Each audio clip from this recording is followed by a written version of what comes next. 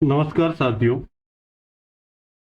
आज हम लास्ट बार हमने अवयव पढ़ लिया था। आज वाक्य के ऊपर पढ़ते हैं। वाक्य होता क्या है, वाक्य विचार हमारा टॉपिक है।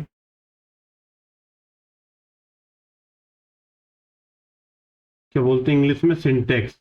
सिंटेक्स के ऊपर विचार करते हैं। वाक्य होता क्या है कि दो शब्दों का मेल, दो शब्दों का मेल कह सकते हो या दो पदों का मेल कह सकते हो। दो पदों का मेल या दो पदों का संयोग जो सार्थक अर्थ देता है। दो पदों का मेल या दो पदों का संयोग जो सार्थक अर्थ प्रदान करता है वो वाक्य होता है।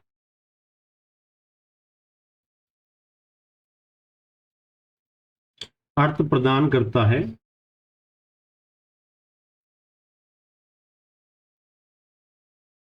वो वाक्य। जैसे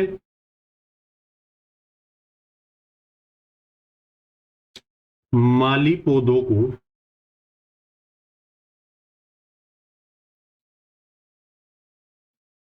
आग सींचता है।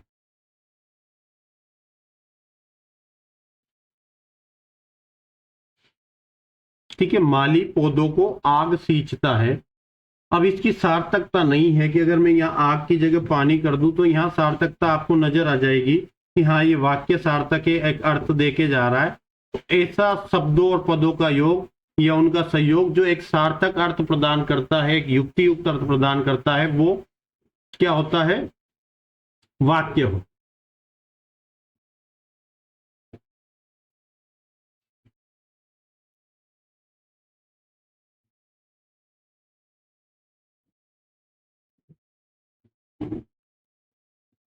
ये मैंने तीन शब्द लिख दिए, इनका संयोग है पर कोई अर्थ नहीं दे रहा है। चप है, नप है, खप है, च गायब हो गया क्या।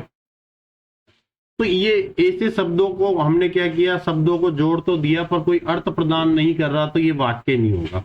वाक्य क्या होता है, पदों का या शब्दों का संयोग होता है जो सार्थक अर्थ प्रदान करता है। दूसरी परिभाषा वाक्य की हो सकती है कि भाषा की लघुत्तम सार्थक लिखित इकाई वाक्य होती है, या योग्यता, आकांक्षा और आसक्ति से परिपूर्ण पदों को क्या कहा जाता है, वाक्य कहा जाता है।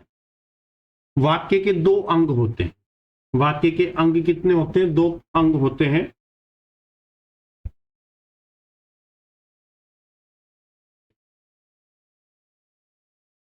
अंग का मतलब हो जाता पार्ट। वाक्य के क्या पार्ट होते हैं, दो पार्ट होते हैं। पहला उद्देश्य या ऑब्जेक्ट।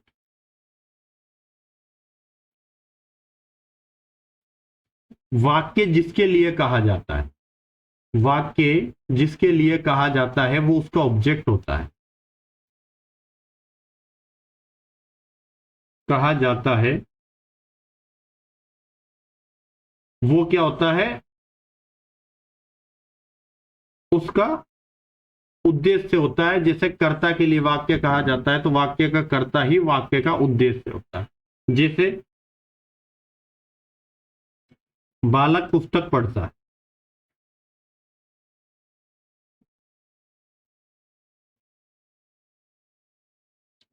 सचिन एक ओवर में, सचिन एक ओवर में 5 छक्के लगाता है। तो ये पुस्तक पढ़ता है, ये पूरा वाक्य किसके लिए कहा गया, बालक के लिए। एक ओवर में 5 छक्के लगाता है, 6 छक्के कर लेते हैं कोई बात नहीं, 6 छक्के लगाता है, ये वाक्य किसके लिए कहा गया, सचिन के लिए। तो बालक और सचिन दोनों इस वाक्य के क्या है, उद्देश्य। और रिमेनिंग पूरा वाक्य इसके दूसरे पार्ट में आता है जिसको बोला जाता है विधेय।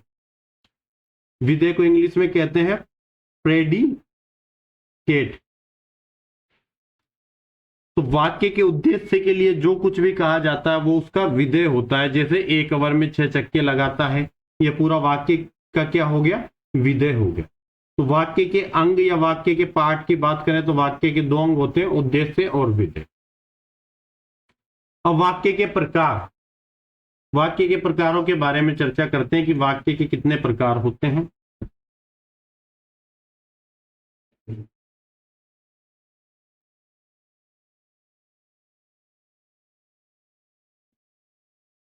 वाक्य के प्रकार, पहला अर्थ के आधार पर, अर्थ के आधार पर वाक्य के 8 प्रकार होंगे। पहला सकारात्मक वाक्य, पॉजिटिव। दूसरा होगा नकारात्मक, नेगेटिव। तीसरा होगा प्रश्नवाचक। फोर्थ हो गया आज्ञावाचक।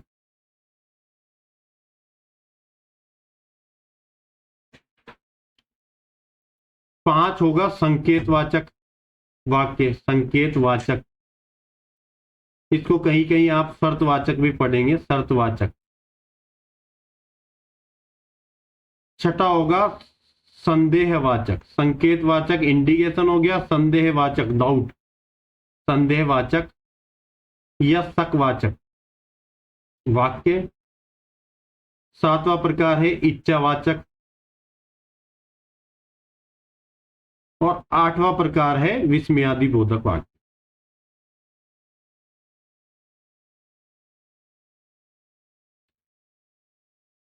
यही इन प्रकारों के सामने एक एक उदाहरण दे देता हूं ताकि इनको अलग से हमें नहीं पढ़ना पड़ेगा। जब पेपर का लेवल बहुत इजी होता है, 10वीं पास का लेवल होता है, 8वीं पास का लेवल होता है, वहां ऐसे क्वेश्चन आ जाते हैं। पर हमारे यहाँ ऐसे क्वेश्चन पूछने की आरजीएफ जैसे एग्जाम में संभावना कम होती है। सकारात्मक वाक्य जैसे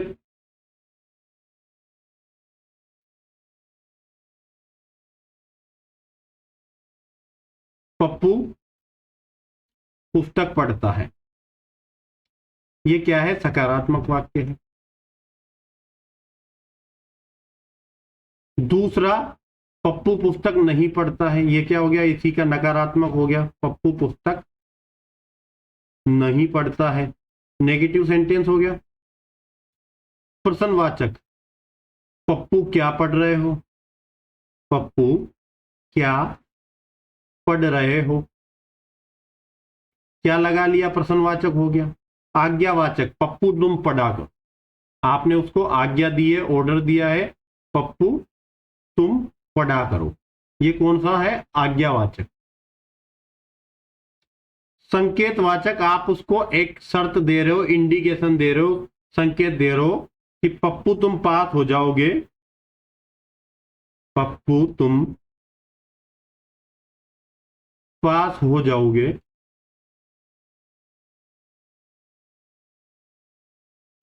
तो तुम्हें साइकिल दिलाऊंगा। ठीक है, बच्चों के लिए साइकिल की ही बात करते हैं, साइकिल दिलाऊंगा। तो पप्पू तुम पास हो जाओगे तो तुम्हें साइकिल दिलाऊंगा, ऐसा संकेत दिया उसके पिताजी ने पप्पू को। और जिस दिन ऐसा कहा उस दिन रात भर पप्पू के कमरे की लाइट जल रही थी, तो उसके पिताजी ने यह सोचा शायद पप्पू पढ़ रहा है। तो उनको यह संदेह हुआ, शक हुआ कि शायद पप्पू पढ़ रहा है और मेरी बातों में पप्पू आ गया साइकिल वाली में और आज पढ़ाई कर रहा। तो शायद लगाकर जो वाक्य कर रहा है वो कंफर्मेशन नहीं है, डाउट है उसे कि आज पप्पू पढ़ रहा है। और पढ़ते पढ़ते जैसे उन्होंने देखा तो उन्होंने भगवान से अपनी इच्छा जाहिर की, हे भगवान मेरे पप्पू को पास कर देना, हे भगवान मेरे पप्पू को पास कर देना। ये क्या है? पिताजी की इच्छा है अपने पप्पू के लिए। और जब परिणाम आया तो वहां से एक विस्मयादि बोधक वाक्य निकल के आया और उसके पिताजी ने खूब रिजल्ट देखते कहा, अरे पप्पू पास हो गया। तो यहां अरे के पीछे उसने एक आश्चर्य की भावना व्यक्त करी कि अरे पप्पू पास हो गया। ठीक है, पप्पू को कोरिलेट कर रहे होंगे राहुल गांधी के साथ काफी लोग कि भारत में गूगल सर्च करो तो पप्पू लिखो तो राहुल गांधी और फेंकू लिखो तो नरेंद्र मोदी आता है, ये आम बात है। प्रचलन में ला दिया, एक इमेज तैयार कर दी, सोशल मीडिया पे ब्रांडिंग कर दी। हमारे पप्पू महोदय कैम्ब्रिज यूनिवर्सिटी से पढ़े हुए काफी शिक्षित व्यक्ति हैं। हालांकि अब पप्पू कह के संबोधित करते हैं कुछ वीडियो एडिटिंग करके, तो उसका कुछ इलाज नहीं है। चलो, यहां से एक क्वेश्चन पूछा गया था, इन पप्पू और फेकुओं को छोड़ो, ये तो अपनी राजनीति करते रहेंगे। हमारे लिए एक क्वेश्चन पूछा गया था कि मैं एक वाक्य आया था, एग्जाम भर्ती में आया था 2016 में, आपकी यात्रा मंगलमय हो। उपरोक्त वाक्य कौन सा वाक्य है? कुछ कुछ होता है, कुछ कुछ होता है। आपकी यात्रा मंगलमय हो, ऐसा आप कहीं शहरों में प्रवेश करते हो, कोई राज्य छोड़ते हो, दूसरे राज्य में प्रवेश करते हो, बोर्डों पे पड़ा हुआ पाते हो। वहां पर वो इच्छा व्यक्त करते हैं, उनकी ये इच्छा है कि आपकी ये यात्रा मंगलमय हो, तो ये इच्छावाचक वाक्य होता। कुछ कुछ होता है, यहां संदेह है कि क्या होता है, आपको पता नहीं, तो यहां संदेह की स्थिति है। जब आप कंफर्म हो जाओगे कि क्या होता है, तो आपका वाक्य साधारण वाक्य में हो जाएगा, चेंज हो जाएगा। पर यहां कुछ कुछ होता है, कौन सा वाक्य है? संदेहवाचक वाक्य। इस प्रकार के यहां से कभी कभी क्वेश्चन पूछे जाते हैं। वाक्य का दूसरा प्रकार देख रहे थे, ये हमने अर्थ के आधार पर देखे, अब वाक्य का दूसरा प्रकार देखते हैं। तो वाक्य का दूसरा प्रकार होगा रचना या प्रयोग के आधार, रचना या प्रयोग के आधार पर। और यहां से 100% क्वेश्चन आता है, 100% चांस है कि वाक्य से अगर क्वेश्चन आया तो इसी जगह से आएगा। पहला होता है साधारण या सरल वाक्य,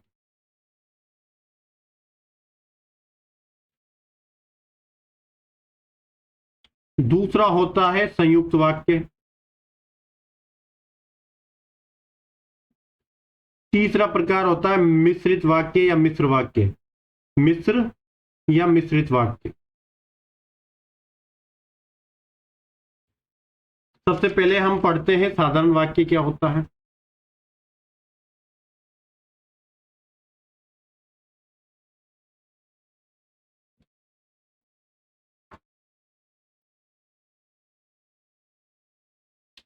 ऐसा वाक्य जिसमें एक तो हो उद्देश्य, एक तो उद्देश्य हो और एक विधेय हो, एक उद्देश्य हो और एक विधेय हो। उद्देश्य क्या? कर्ता, और उसके लिए एक ही। तो जहां एक उद्देश्य एक विधेय होगा तो उसे साधारण वाक्य कहेंगे। जैसे सर हमें कानून पढ़ा, सर हमें कानून पढ़ाते हैं, ये एक उद्देश्य, ये एक विधेय हो गया। भारतीय क्रिकेट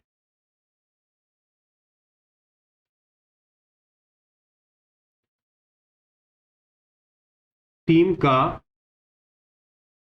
के कप्तान MFD महेंद्र सिंह धोनी ने विश्व कप जीता। यहां विधेय क्या होगा? ये विधेय है, महेंद्र सिंह धोनी के लिए पूरा वाक्य लिखा है कि महेंद्र सिंह धोनी ने जीता। सॉरी, विधेय क्या, उद्देश्य क्या है इसका? महेंद्र सिंह धोनी है। और ये जो इसके आगे बड़ी सी उपमा दे रखी है कि भारतीय क्रिकेट टीम का कप्तान, इसके लिए उपयोग किया गया महेंद्र सिंह के लिए, ये उद्देश्य का विस्तारक होता है। इसको क्या बोलते हैं? उद्देश्य का विस्तारक, उद्देश्य विस्तारक होता है। जैसे अयोध्यापति दशरथ के पुत्र श्री राम ने लंकाधिपति रावण को मारा, तो राम तो उद्देश्य हो गया, पर अयोध्यापति दशरथ के पुत्र ये क्या हो गया? उद्देश्य का विस्तारक हो गया। रावण को मारा, रावण के आगे हमने लंकापति लगा दिया, तो ये विधेय का विस्तारक हो गया। विधेय में जो रावण शब्द आया, तो ये रावण के आगे उपमा हो गई। उपमा होता है किसी को कोई उपाधि या पद देना। तो यहां पर एक तो उद्देश्य हो गया और ये ने वर्ल्ड कप जीता, ये क्या हो गया, एक विधेय हो गया।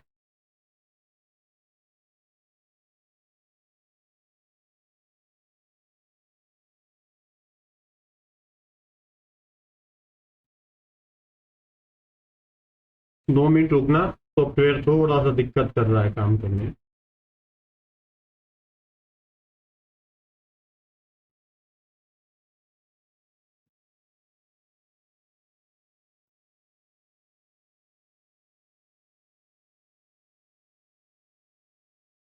चलो ठीक है, काम करने लग गया वापस वर्किंग।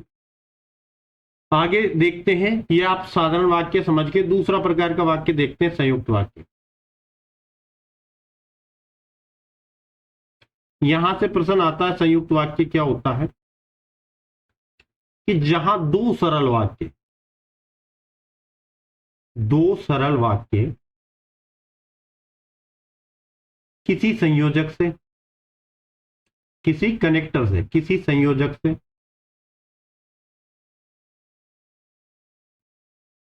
जुड़े होते हैं, वाक्य होता है।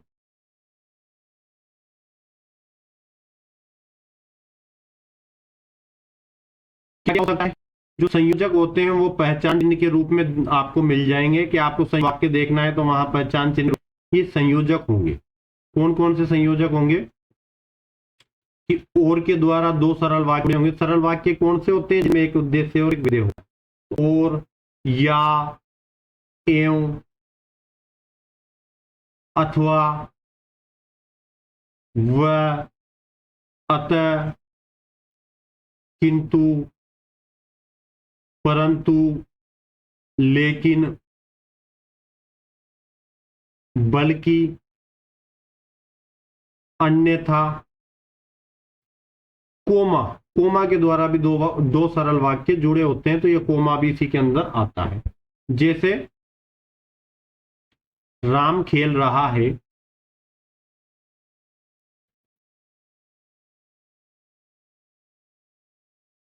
खेला है, श्याम पढ़ रहा है। तो राम उद्देश्य हो गया, सरल वाक्य यहां पर बन गया। और के द्वारा जुड़ा है दूसरा सरल वाक्य, श्याम पढ़ रहा है। दोनों को अगर दो वाक्य है तो दो सरल वाक्य और के द्वारा जुड़े, ये कौन सा वाक्य हो गया, संयुक्त वाक्य। अब देखो, छोटा करो या मरो, आरएस में पूरा वाक्य है, या के द्वारा जुड़ा है डू एंड डाई, करो या मरो। यहाँ एक वाक्य सरल वाक्य है करो, दूसरा सरल वाक्य है मरो। तो एक पूरा वाक्य है जो दो सरल वाक्य से मिलकर बना, या कनेक्टिव के द्वारा जुड़ा हुआ, ये संयुक्त वाक्य। या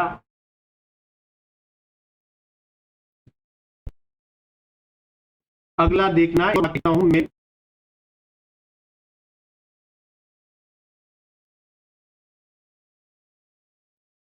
मैं बाजार जाऊंगा,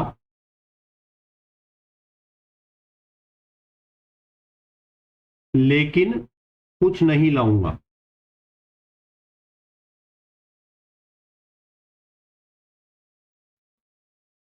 या लेकिन के दो में बजाऊंगा, कुछ वाक्य जुड़ा हुआ है। आप पूछोगे सर कुछ नहीं लाऊंगा या इस सरल वाक्य का उद्देश्य होगा, तो यहां मैं आगे लगेगा कि मैं कुछ नहीं लाऊंगा, इसका उद्देश्य हो जाएगा, बाकी कुछ नहीं लाऊंगा विस्तार हो जाएगा। तो जहां दो सरल वाक्य जो है वहां क्या होगा,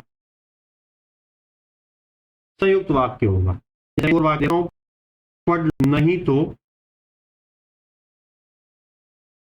फेल हो जाओगे, फेल हो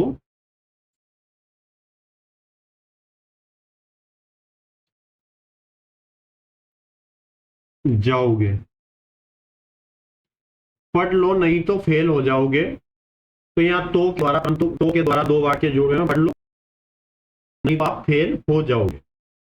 समझ में आ गया संयुक्त वाक्य क्या होता है, कि दो वाक्यों को किसी किसी संयोजक के द्वारा जोड़ा जाता है। ऐसे संयोजक मैंने बता दिए हैं कि और, तथा, एवं, या, अथवा। जैसे आप चाय लेंगे, अथवा आपके लिए कॉफी लेके आऊं। या एक और वाक्य जैसे यहां मैं लिखता हूं, वाक्य भाई से मिला,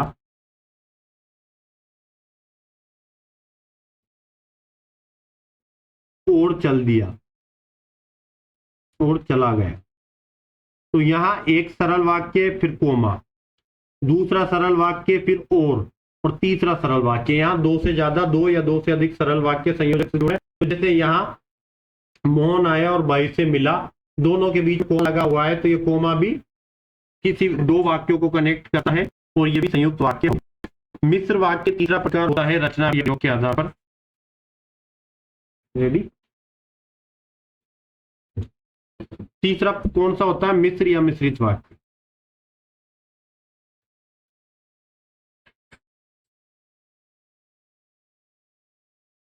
जहां दो या दो से अधिक उपवाक्य किसी संयोजक के द्वारा जुड़े हो। सुनना, जिस वाक्य में दो या दो से अधिक उपवाक्य किसी संयोजक के द्वारा जुड़े हो वहां मिश्र वाक्य होता। उपवाक्य, दो या दो से अधिक उपवाक्य। उपवाक्य जैसे ये दो प्रकार के होते हैं इसमें।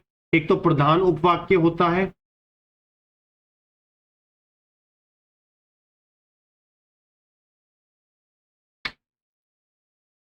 काम नहीं कर पा रहा है, थोड़ा सा दिक्कत आ रहा है, मैं क्लास को यहीं रोक देता हूं, कल करवा दूंगा इसका तीसरा और आखिरी।